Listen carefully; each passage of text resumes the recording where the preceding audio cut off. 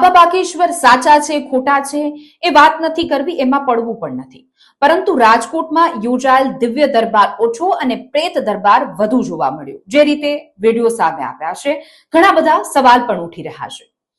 દરબાર સમયે એક મહિલા જેની અંદર ચુડેલ જાણે ઘૂસી ગઈ હોય એવી રીતે આવે છે અને ધૂણવા લાગે છે. આસપાસ અનેક ભૂત ચુડેલો ધૂણી રહ્યા છે, એટલે કે લોકો જ છે પણ એની અંદર જાણે ભૂત ચુડેલ હોય એ પ્રકારના ધૂણતા જોવા મળી રહ્યા છે. પરંતુ એક મહિલા સૂધ બુધ સાથે, જી હા, શબ્દ હું ઉપયોગ કરું છું, સૂધ બુધ સાથે ત્યાં હાજર પત્રકારો પર તૂટી પડી અને મારવા લાગી. ત્યારબાદ સ્વાભાવિક છે ત્યાં હાજર પત્રકારે પણ તેનું ભૂત ઉતારી દીધું.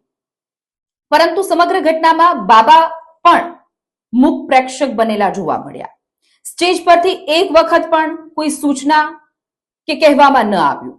હવે અહીંયા આવેલા ભૂત પ્રેત ધૂણી રહ્યા છે, સાચું હોય કે ખોટું હોય એમાં આપણે નથી પડવું, પરંતુ આ જે મહિલા છે જે પત્રકારને આસપાસના લોકોને મારી રહી છે, એ નાટક કરી રહી છે, એ દેખાઈ આવે છે.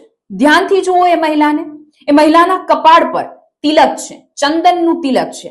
જો ભૂત ઘૂસ્યું હોય, કોઈ આત્મા ઘૂસી ગઈ હોય તો તિલક, પૂજા, ભગવાનથી આ બધાથી દૂર રહેતી હોય. સામાન્ય રીતે કહેવાતું હોય કે જેની અંદર પ્રેત ઘૂસ્યું હોય તો એ ભગવાન, તિલક આ બધાથી દૂર રહે.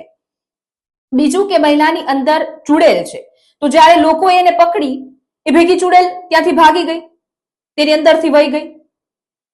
આવા એક નાટક નહીં, અનેક લોકો ઢોંગ કરતા જોવા મળ્યા.